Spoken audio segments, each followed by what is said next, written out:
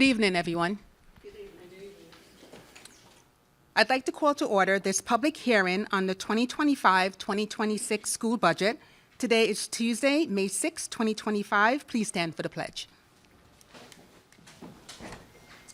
I pledge allegiance to the flag of the United States of America and to the republic for which it stands, one nation, under God, indivisible, with liberty and justice for all.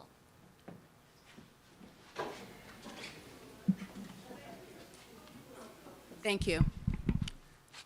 This evening's public hearing is on the proposed 2025-2026 school budget, totaling $272,206,615, which reflects a $940,298 increase from the current budget and will result in a 3.3% change in the tax levy. Mr. Formoso, you have the floor. Thank you. Good evening, everybody. My name is Jose Formoso. I'm the Assistant Superintendent for Business here at the Mount Vernon City School District. Thank you, everyone, for attending the public hearing. I'm going to start by just going through some acknowledgments. We're going to go over how we got here during the budget process. We're going to give a little background about the fiscal condition of the school district and the things that we're doing to address it. And then we're going to discuss the 25-26 budget.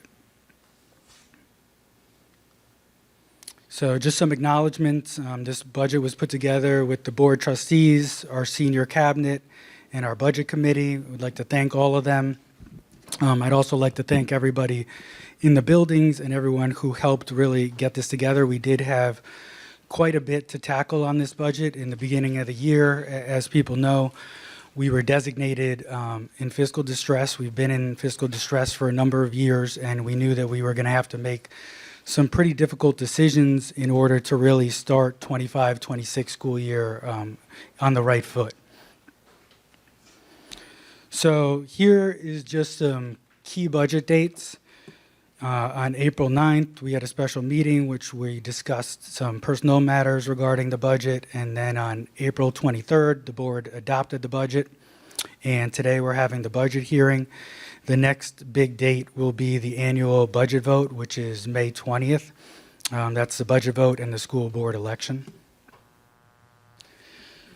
So what you see on this slide is the two main goals for the 25-26 budget was creating a path to sustainability and increasing fiscal responsibility. And I'll talk about that as we go on in this presentation. It was important for this district to really take a close look at the current model we have, see what's happened fiscally over the last decade, and see what areas need to be addressed to really put Mount Vernon on a better path fiscally. And also look at the things that we could do to better increase our fiscal responsibility, look at ways that we can provide more documentation, provide more knowledge on how the budget works, how it's developed. So those are things we're actively working on and will be improving as we go. This right here is a snapshot, really, of the story financially of Mount Vernon since about 2019. So what you'll see on this slide is our fund balance since 2019, and you'll see whether we had an operating surplus or a deficit. If you have a surplus, that just means your revenue exceeded your expenses. If you have a deficit, it's the opposite. Your expenses have exceeded your revenue. So what you're going to see here is since 2019, there was only 1 year where the district was actually operating in the black, and that was in 2021. Besides, for that year, we've lost anywhere from $3 to almost $7 million a year. And the net effect of that is every time we are in a deficit, what we're doing is we're using our fund balance to accommodate for that. We used to have about $33 million when we started in 2019 in fund balance. By the end of this year, we're projecting to have less than $1 million in fund balance. So those are really the key things that set this trajectory on. We have to make changes, and we need to make them now. The other big factor that we saw in Mount Vernon was a pretty sharp decline in enrollment. We did talk about that a lot. If you look at 2014, we were over 8,000 students. Right now, we're at about 6,500 students. But probably the more alarming thing was the study that we did through BOCES, which shows that by 2033, we're going to be down to around 5,000 students, which I'll talk about on the next slide. So this is just a chart showing the decline in enrollment. You could see there was some steeper points where it declined, and now it's kind of steadily going down, and it's projected to steadily going down. In that report that we do have on the website, and just to give some clarification, everything regarding the budget this year will be on the budget website on the nav bar. If you go to mtvernoncsd.org, right on the top, you'll see a section labeled budget. You click on that. We're going to have all our information on there. As we update any information, we'll make sure to put a notice out and to show where to locate it, but everything will be in one central location. So we'll also, if it's not there already, we'll also make sure to include that long-range study. But what it really showed was this decline, that it's going to, and it looks like it's all actually, we kind of looked at the mist and we're checking about every quarter, we're seeing where we're at. It does look like we are trending the way it's been projected. And if that's the case, Mount Vernon will be below 5,500 students by 2033, which is alarming. So that was, I know there was a lot of questions on the consolidation of buildings. This was one of the big factors when you talk about having to reduce your footprint and start to really bring the expenses in line.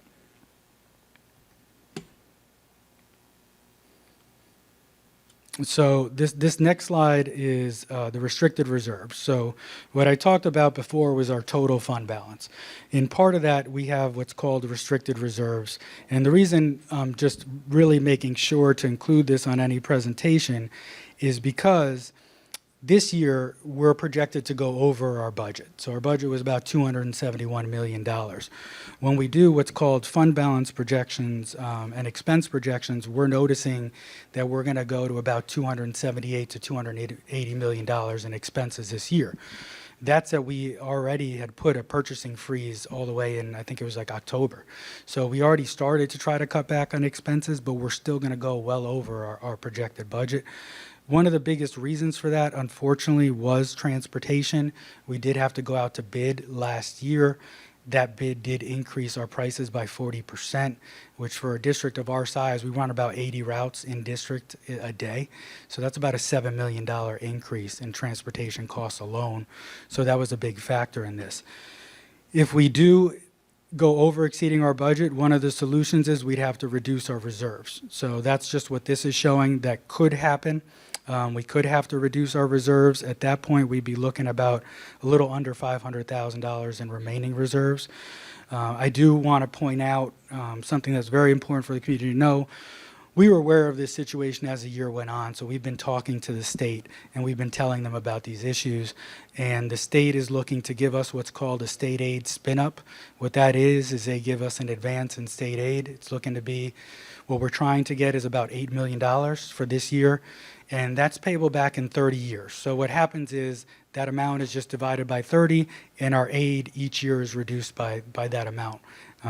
So if it was $8 million, that would be somewhere about $240,000, I believe, a year in a reduction. But it would go a long way in really helping us start to streamline things. Because what that does is it helps the district end the year on pretty solid footing, and it gives us time to keep looking at other expenses that we could reduce in operations and things of that nature. So one of the questions that came up throughout the year when we were talking about doing this reorganization is what's the true impact? So what we did for this budget is we made two budgets. So we made one budget, which was a budget just as is, if we kept everything the same amount of staff, same buildings, and just rolled over the budget. What we knew was going to increase, things like health insurance and things of that nature. What would that look like? What that looked like to us is about a $289.1 million budget, which is obviously not sustainable for the city of Mount Vernon, for the school district. So with the reorganization, we were able to bring the budget down to $272.2 million, which is a $16.9 million reduction in projected expenses for 25-26. With this reorganization, we also did budget for increases to our bargaining units. As has been discussed before, unfortunately, our MVFT bargaining unit has been out of contract since 2022, so that's a big priority to get that negotiated and settled. And then, of course, after that, do our other bargaining units as well. So we made sure to include that in next year's budget, and that is why a big reason why you also see the proposed tax increase.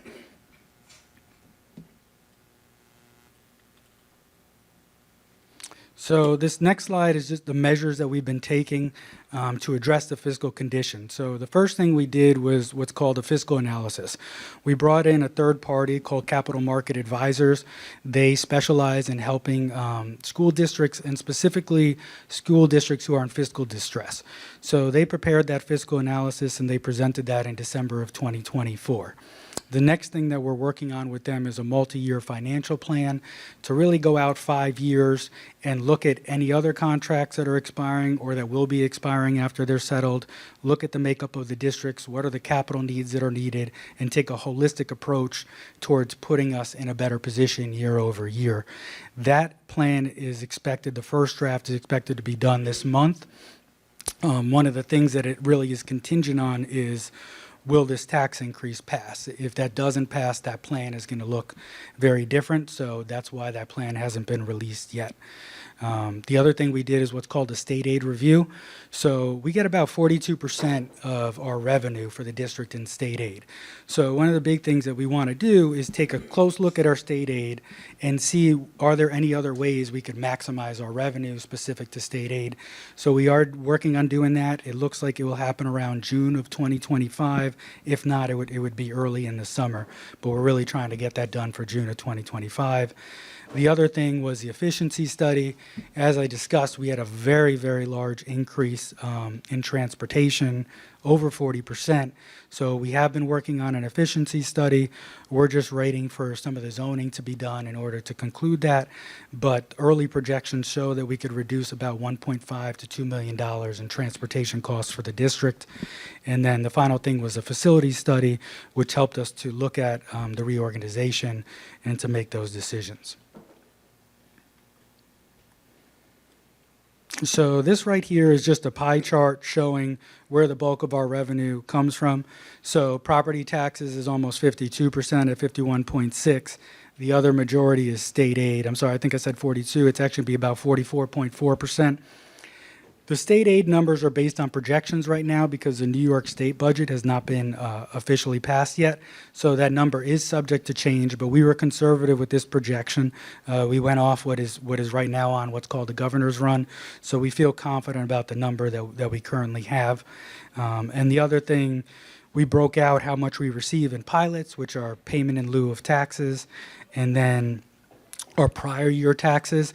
That prior year to 2020 taxes is just the number that we already reached an agreement with the city, and the city is set to make their final payments by September of 2025. So that $1.246 million that you're seeing on there, that's really just the July, August, and September payments that we'll be receiving from the city. We are currently working on a new agreement with the city to look at the 2020, 21, and 21, 22 school year taxes that are actually due this month. So we've been in constant contact with the city, and we're going to be working on a plan to address that as well. When it comes to pilots, we've discussed this in the past, but that $1.9 million, as one of our trustees presented before, if those pilots weren't in effect, it looks like we would receive about a few $1 million in additional revenue to the school district. So that's something that we take a close look at here at the school. So our total budget for next school year, the proposed budget is $272,206,615. So this slide, we wanted to give the community an idea of what this projected tax increase would mean to the community and to the school. So here we just did an example. When you see that full market value of $555,000, that's not necessarily what your home would sell for at the market value. That's the market value that's on your tax bill. So if you were to look at your tax bill, you'll see what the market value there is, and you'll see the assessed value. So we took a fairly average home in Mount Vernon, like based on median household prices, and we decided let's show an example of this one. So what that would look like at a 3.3% increase would be about $289 a year, or $24.15 a month. That's what that 3.3% increase is equivalent to. What that does for the school district is almost $4.5 million in revenue. So really, what that revenue is directly supporting in this case is our ability to address those outstanding union contracts that we discussed, our ability to preserve athletics, pre-K, after-school programs, and performing and visual arts. So one of the things that we'll discuss about if this does not get passed, those are the areas that we're going to be looking to make reductions in, is really those. So here is just an overview of the projected expenses broken down by category or object they're referred to. So on this chart, you'll just see the 25-26 proposed, what the 24-25 budget was, what that dollar change is, and what that percent change is. As people will notice, the biggest decrease we had is in personnel services. Personnel makes up about 62% of our total budget, so that's why it's always a large factor. You will see an increase in contractual services. That is a little bit misleading because our 24-25 budget was under budgeted $7 million in transportation. So you're seeing an $11 million increase, but the large factor of that is actually the large increase in contractual transportation expenses that happened this year. We're actually able to look at about a $1.5 to $2 million savings when it comes at transportation next year.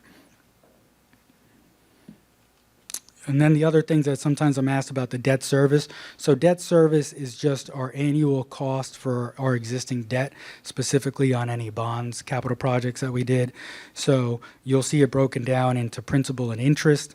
Our debt service schedule shows a breakdown of year to year, which I'll make sure to include also on the budget website.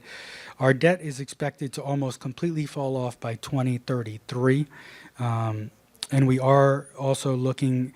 Next year, we're going to be talking a lot about a capital project for this school district. And this capital project is different than a lot of ones that have probably been addressed in the past. This capital project is really to look at bringing our buildings up to the needs that they have. They have some infrastructural needs, some repair needs that need to happen there. So that's our next big focus. This is just a pie chart of it broken down by object so people could see where the greatest percentages of our expenses really are. You'll see salary and benefits are about 61.69%. The other large categories are BOCES services. We do run a large amount of services through them. One thing important to note when it comes to BOCES, we do receive aid on BOCES services. The average rate we receive is about 56% in aid coming back based on our expenses. Here's our key drivers. The one that I put first was really one of the largest ones over these last 2 years. So health insurance premiums for the district and really across the state have been skyrocketing since really after COVID. What we noticed this year was a 10% increase in our premiums. That equates to about a $3.2 million increase in expenses for the district. Next year, we're looking at about an 8.94% increase. So that's an additional $3 million just on health insurance alone over these last 2 years. Transportation, I did go over already. That cost, the reason that cost is less than $7 million and that 5.24 is because we actually have been able to reduce transportation expenses. We're expected to really reduce them. We're thinking of about $2 million reduction. So the analysis that we're doing looks like it is all going well and it will be significant for this district. And then some of the key revenue drivers. So the one thing, when I showed those losses on the other slide, that structural deficit that's been incurring, what's been happening to balance the budget is we've been assigning fund balance. Instead of increasing taxes, what we were doing to not put that burden on the community is we were using our fund balance. The thing is that was different when you have 30-something million dollars in fund balance. You could do that for a time period, but you can't sustain that. So that's really the big change that we're making right now. We are assigning no fund balance in order to balance the budget next year. We were going to do that regardless of how we ended the year because our fund balance is so low, and that really puts the district in a very susceptible place. That is one of the largest reasons that we have such a high fiscal stress score from the Office of the State Controller. They really do look at, are you running at a deficit? Are you using your fund balance? How much fund balance does the school district have? Because while things have been not bad in terms of state aid that we've been receiving. In the past, there has been state aid cuts. And if that were to happen, that could really leave the district in a vulnerable place. We know that at the federal level, they've been talking about reducing some of the title funds. That would be very significant when it comes to Mount Vernon and the city. So we want to make sure that we start to prepare ourselves for the future and make sure that if things do happen, we can actually still stay in a position where we're sustainable and we're not having to make drastic changes. And the final thing is the increase. We did receive our 2% increase to foundation aid. That's about $1.6 million. The other state aid numbers, we're still waiting for to see the finals, but we do expect it to still equate to that $120 million in state aid that I had on the other slide. And then the biggest factor and key revenue driver for us this year is that tax increase. It would give us almost $4.5 million in additional revenue, which would allow us to really tackle the other things. Pre-K, I'm going to reiterate it because it is very important for people to hear. We'll be able to sustain our athletics, sustain our pre-K program, keep sustaining our arts programs, and actually be able to resolve these negotiations with our bargaining units. And the last thing is what's called a three-part budget. Three-part budget is broken down into administration, capital, and program. Administration, I talked before, you typically want to see that number be less than 10%. So we're hovering right around there. Our capital costs could sometimes look a little bit higher than if you compared it to other districts, but we have a lot of infrastructure here. So in that 4.2 square miles of Mount Vernon, we're housing 17 total buildings, so you are going to see higher capital costs when it comes to that, and our program is almost at 70%. Here's our final slide. So this is just an overview of this year's budget compared to next year's budget. So current year budget, $271 million. Next year's budget, $272.2 million. It's an increase of $940,000 or 0.347%, and it's a property tax levy of 3.3%. I do want to reiterate, even though our budget is going up very slightly under $1 million, when we end this year, we will be somewhere at about $278 million in expenses. So that was a true cost to the district, $280 million. So the budget we're proposing for next year is much lower than what our expenses are going to end up this year. And I think it's important for the community to understand that. That is it for the presentation. So now I'll take any questions from community members. Do we normally just pass around the mic? Okay. Oh, and just to clarify, on that budget site, we do have an FAQ up there. So any questions that I can't answer today because I need to dive into a little further, I'll address them on that FAQ, and we'll make sure we put a notice out there of it.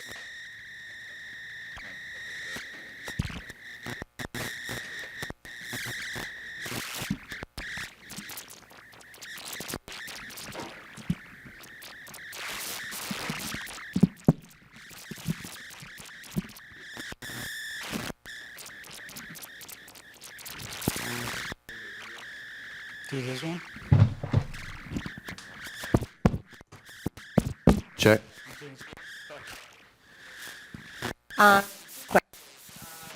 For is it working? It's not working? Is it working now? Okay, so I'll sit like this. Okay. A few months ago, I had asked the question. I understand that you guys are closing the 3 schools.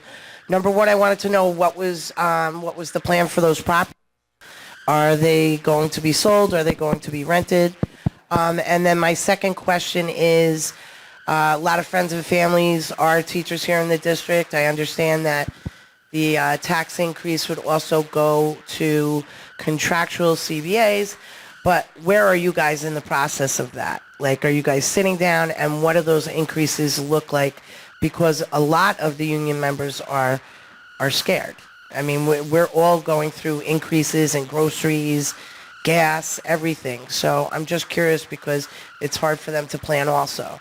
So where are we with the 3 closed properties, and where are you? Yeah, thank you. Appreciate the questions. So with the closed properties, right now, and I don't want to make this vague, but I just want to make it really clear. The first goal is to get the buildings properly closed down and then to get the transition in place over the summer.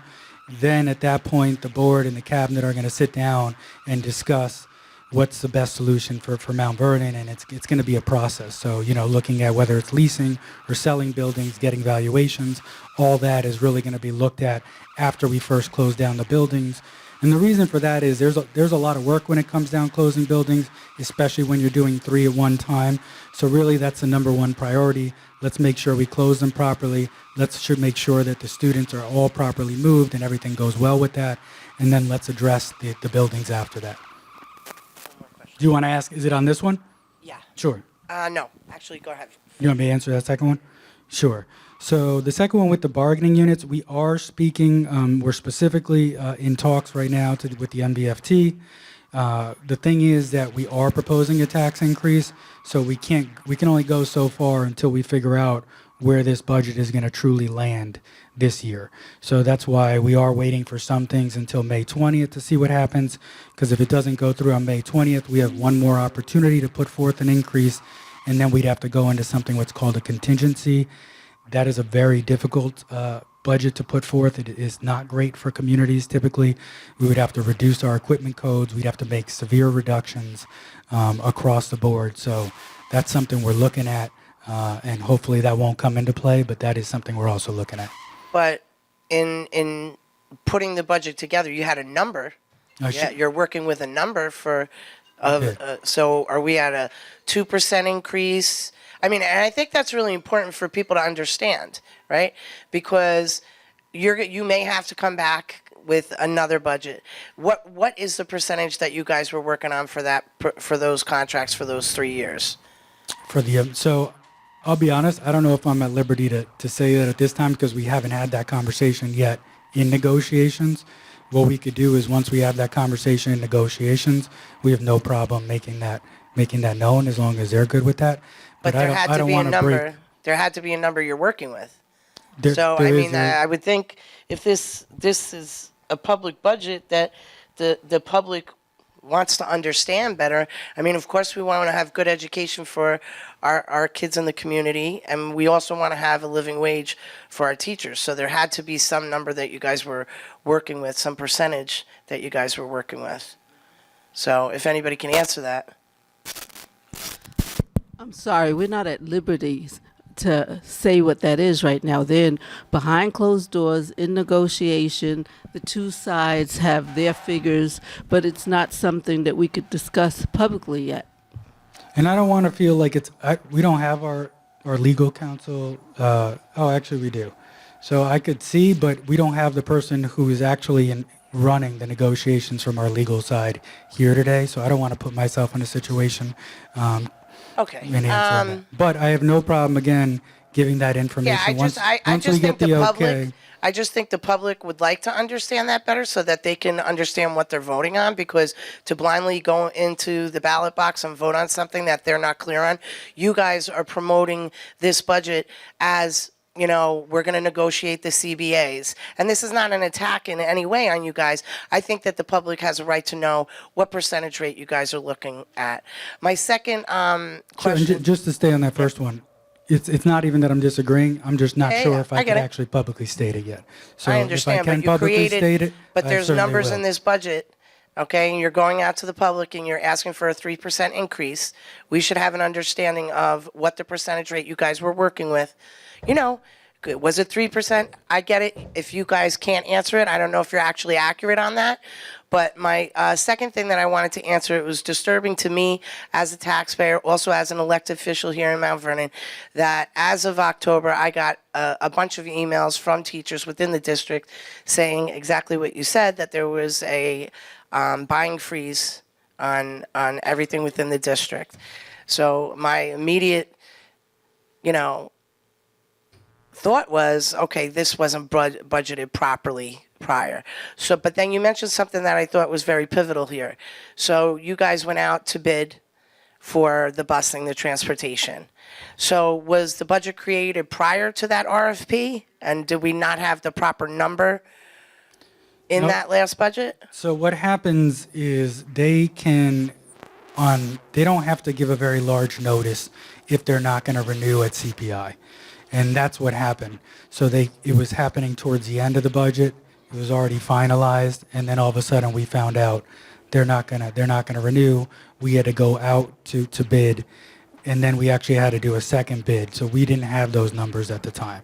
That's why. You're welcome. Good evening. I'm going to keep it simple.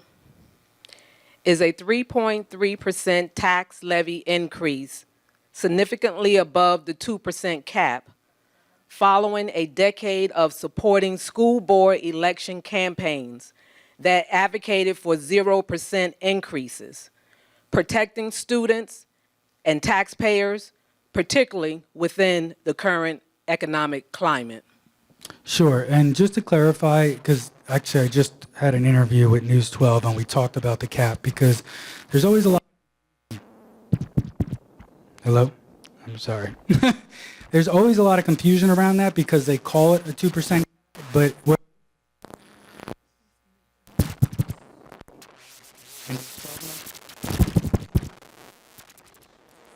switch it?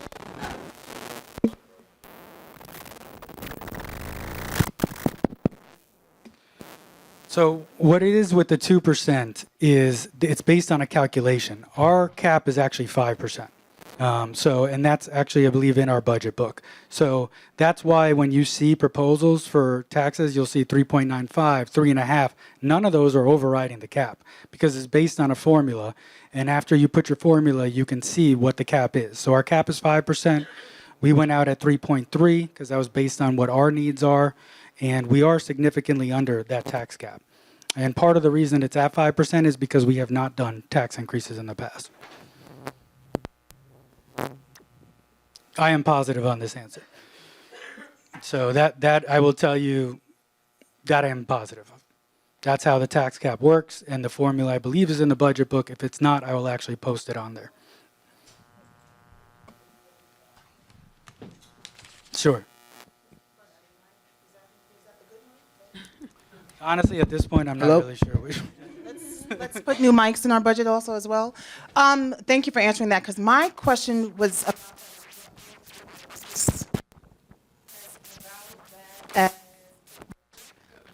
what's the That's the blue one seems to be. Let me get.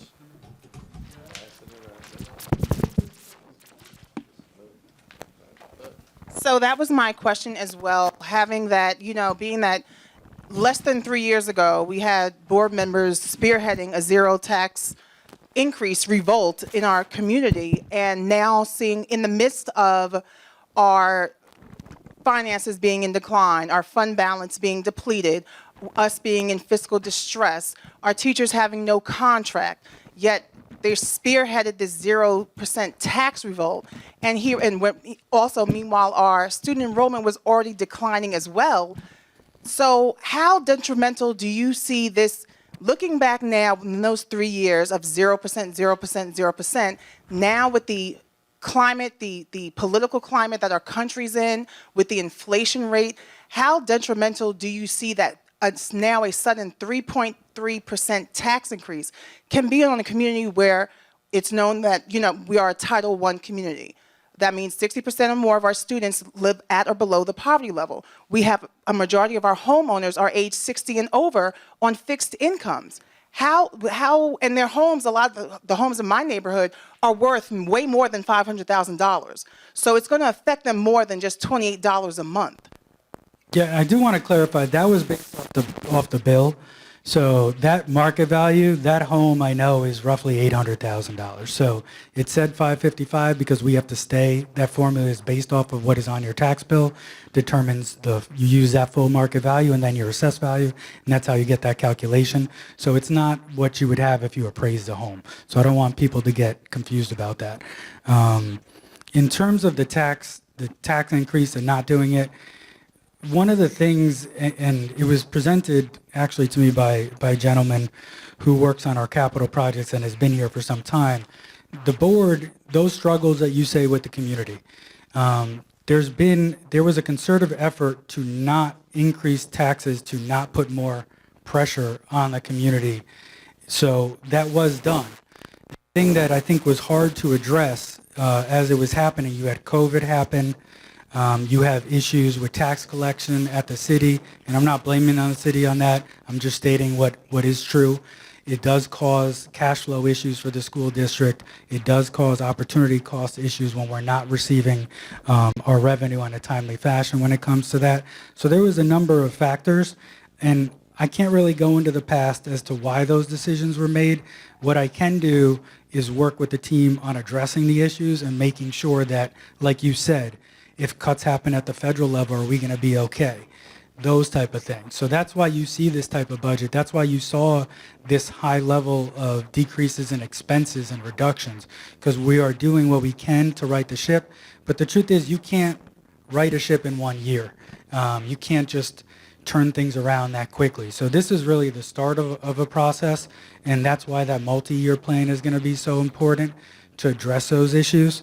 But I can't really speak on what happened exactly in the past. All I know is that I know it was a concerted effort to not put more pressure on the tax base in this community. I can agree with you to a certain point with that, because you're right. Our community is cash strapped.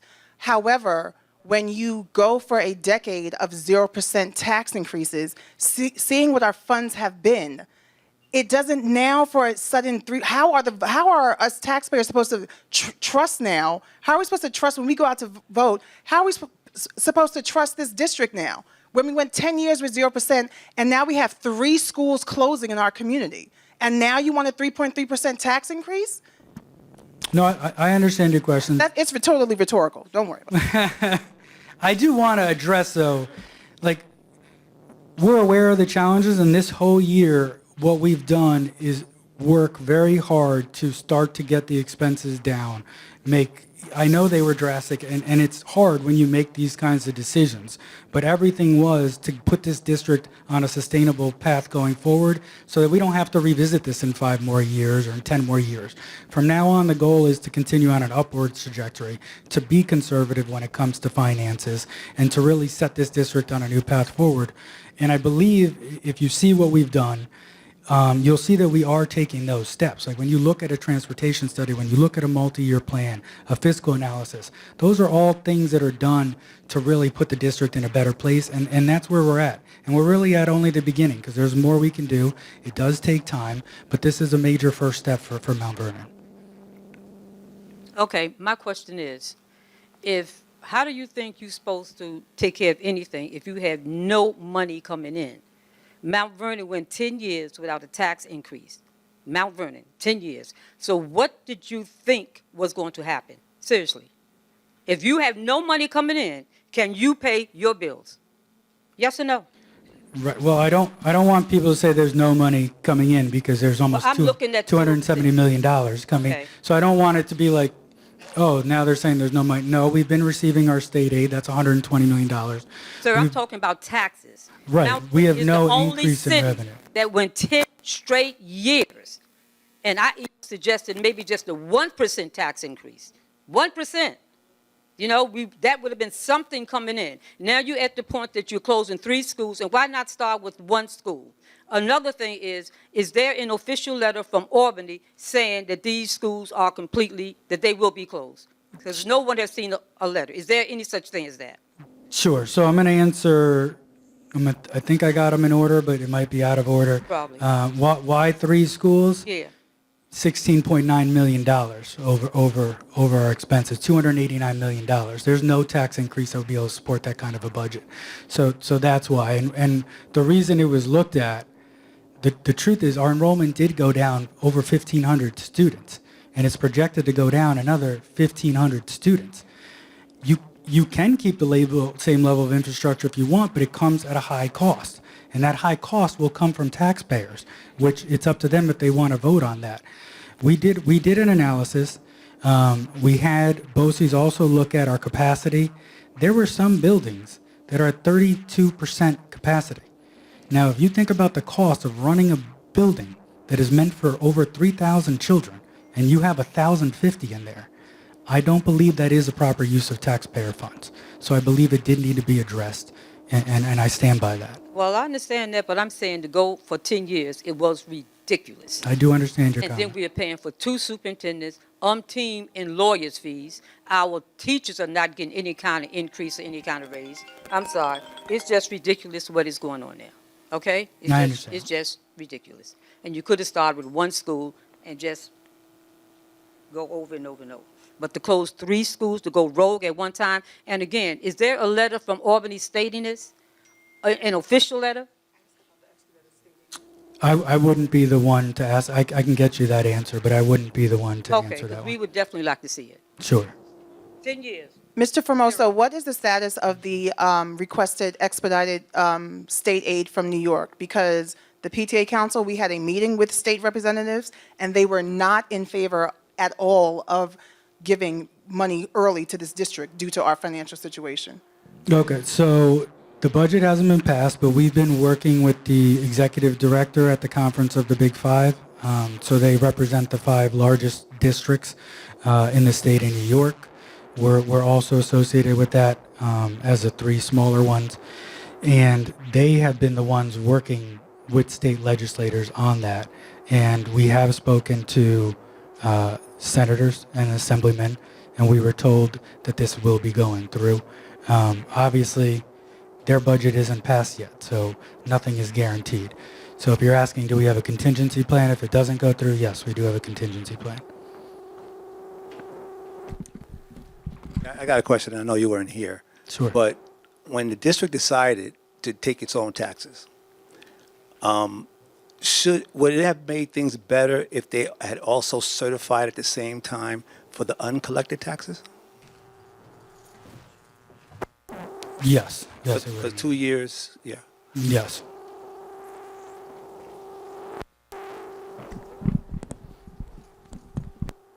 I more so want to make a comment that for the consecutive years of 0% tax levy increase, for it to be a 3.3% now, and the presentation listing tax increase directly supports ability to address outstanding union contracts, preservation of athletics, pre-K, after-school programs, performing and visual arts. We as a district have been down this road before. And that's why I'm wearing this special edition jacket when the district cut the sports.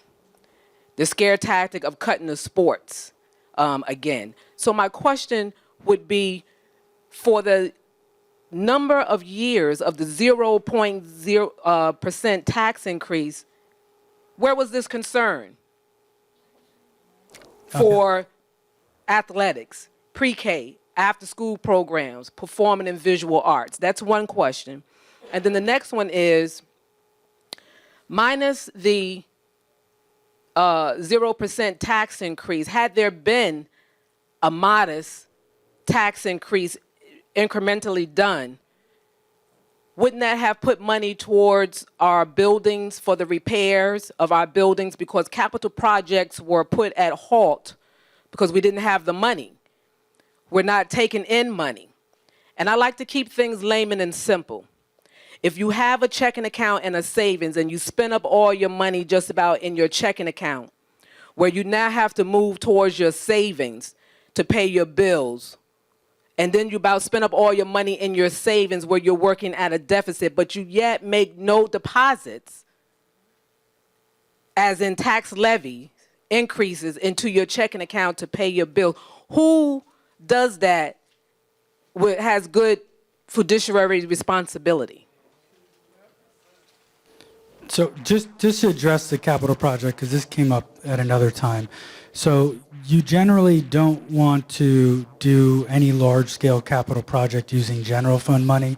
You do not get state aid on that. So you would want to bond it, and then you can receive your building aid, which is typically over about 63% in aid, which is a very large savings to the district. So we would always be looking for that type of a practice because it's much more cost-effective. So I just wanted to clarify the repairs and the capital projects. The other question, in terms of things that happened in the past, I can't really give you those kinds of answers. I came in here, we did a review, I worked with the board, I worked with the committees, I worked with our cabinet and superintendent, and this is the plan we're putting forward. My question in regards to it being good fiduciary responsibility is not really something of the past. The question to you as a person who deal with numbers, the action of spending all your money in your checking account, spending all your money in your savings account, not making any deposits into your checking account tax levies, is that good fiduciary responsibility? If you ask me if I would have addressed it differently, I would have addressed it differently, but I can't tell you at what point I would have done it. Because COVID did happen. There was the major change with going to that K-8 model and things. A lot of that was happening at the district. And then I don't know if at the time when the issues with the city occurred with not collecting taxes, I don't know what the district's thought was of when they would be receiving their full levy again. So I don't know. Every year we're about $7 million short on the levy. So even though we're saying we're going to get $135 million, we get about $128 million. It's very hard to budget under those conditions. So seeing that it's very hard to budget, then the question would be, well, why would the district continue to budget on money they don't have, so to speak, counting your chickens before your eggs hatch? And so knowing that the city is in a deficit, knowing that the city did not have the money, the school district did not have the money, so then why create and build a budget on that? No, that's a very fair question. And again, I don't know the backstory. I don't know if they thought it was going to come in at a certain time or not. I really don't. What I could tell you right now is this budget was not created that way. So we did take into consideration that we will not be receiving our full levy. So again, you learn from things in the past and you address them, and that's what was done in this budget. Mine is a real simple question. I know that you'll be leaving us, and is it going to be a situation where you wasn't given a very good budget, you were given a mess? The next person, are they going to be getting a good budget? Yes, they're going to be getting a very good starting point. They're going to have a multi-year financial plan to go by, and they're going to have support systems to help them. So it's not, I know people see me up here, it's really not just one person. There's a whole team behind me and the cabinet, and I have a very great support system. So it's not just one person. And we are putting things in place that will make it easy anytime there's transition in this district. I understand.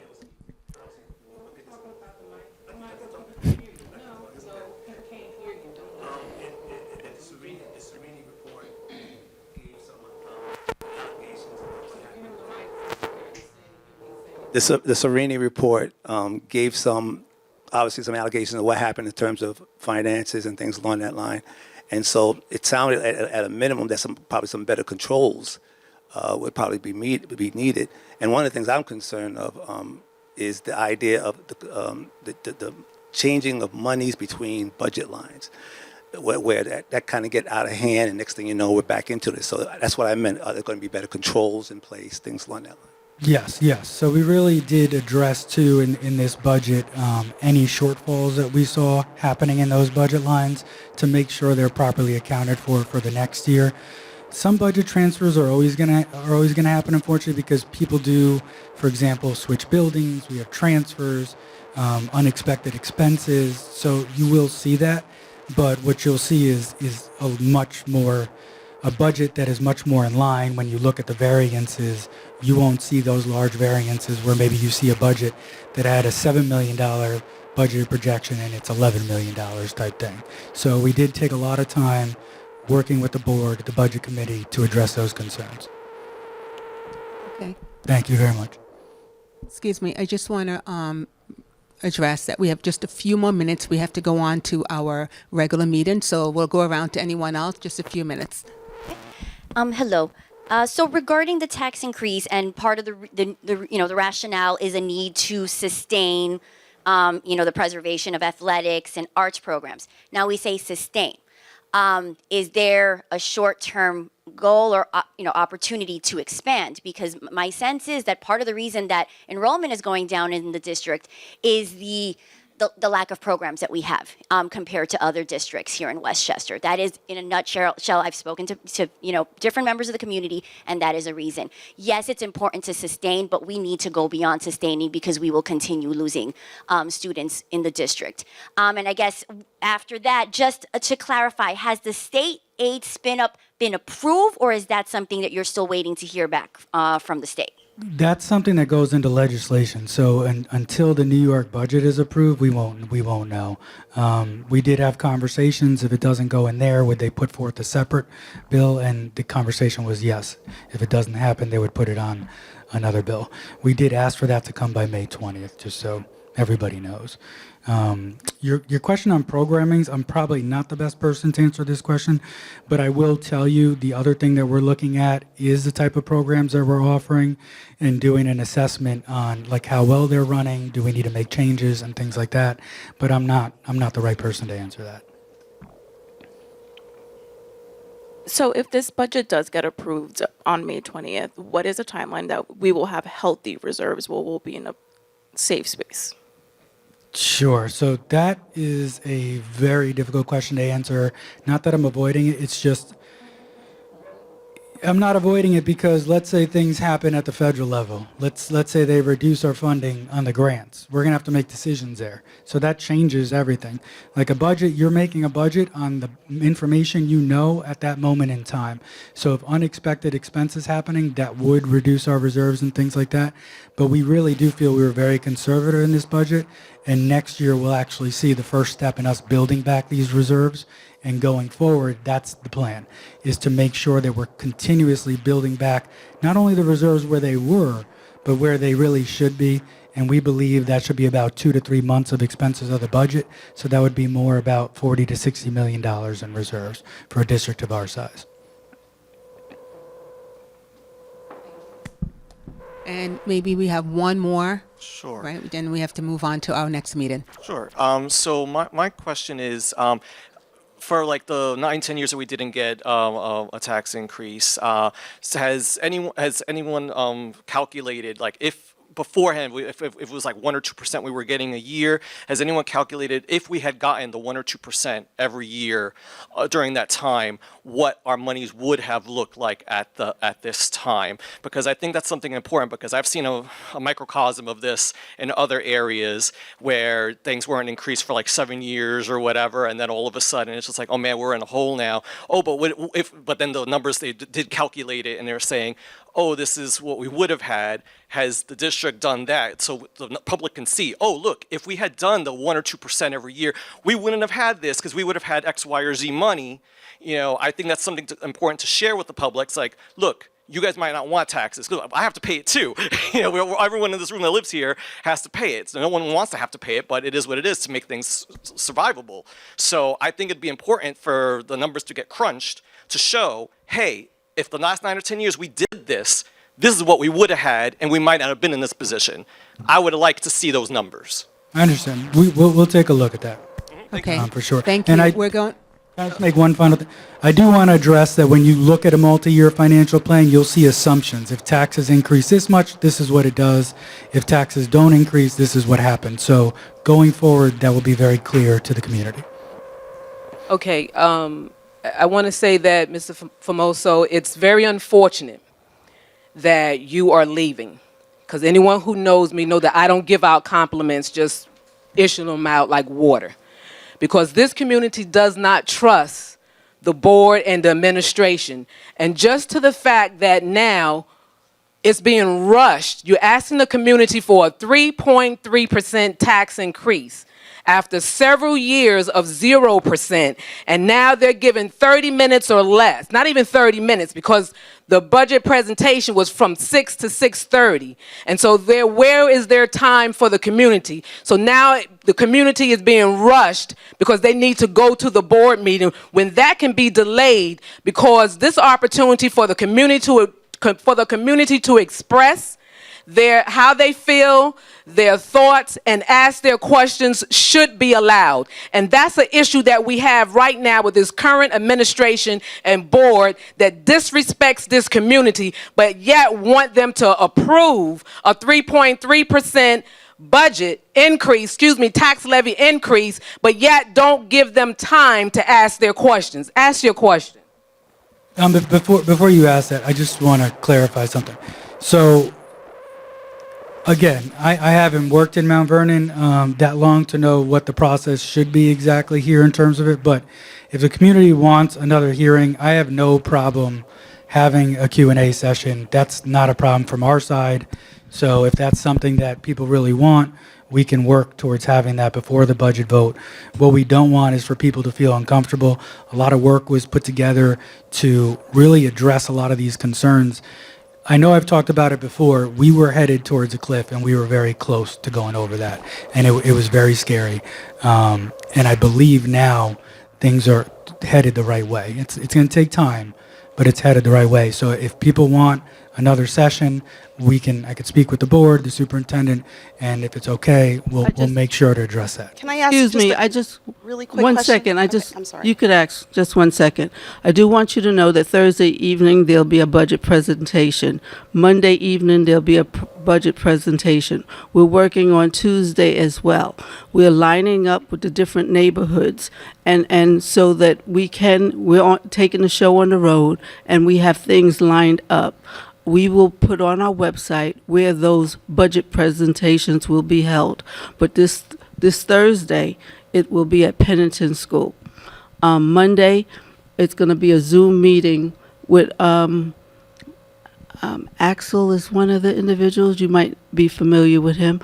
We're having a Zoom budget presentation on Monday as well. And then that'll be it for tonight. Okay, thank you. What happens if the budget doesn't pass? Where is the $4.5 million come from? What does that do to the activities? Do you go back to the drawing board? Sure. So if it doesn't pass either time, like if it doesn't pass May 20th and then on June 17th, if it gets voted down again, we'd go to a contingency budget. So that contingency budget, you cannot have anything budgeted in equipment codes. Those equipment codes would have to be put to zero. Like I said before, pre-K would be something that's looked at, athletics, and this is not a scare tactic. I don't want people to think this is what it is. These are areas that we could reduce without hitting that core K-12 instructional that we've already had to reduce significantly. And we'll work with the budget committee, we'll work with the team, and we'll do what we can to make that work. But $4.5 million is very difficult after we just made significant reductions already. Thank you, Mr. Formoso. Thank you once again. I'll remind residents that the proposed $272,206,615 school budget will be voted on by residents on Tuesday, May 20th, 2025. Polls are open from 7 a.m. to 9 p.m. You can find a complete list of polling sites on the district website. Also on the ballots are 3 trustee seats for the school district and 3 seats on the library board. For information on voting, contact the district clerk at 914-665-5235. Please come out and vote. This concludes the public hearing. Sure, go ahead. So again, if it is important to have anything else, we'll talk about it. And also, if there's questions that are coming up, maybe we could figure out a way to take them. We have an FAQ on there, so I could continue to add to that FAQ as I see more questions.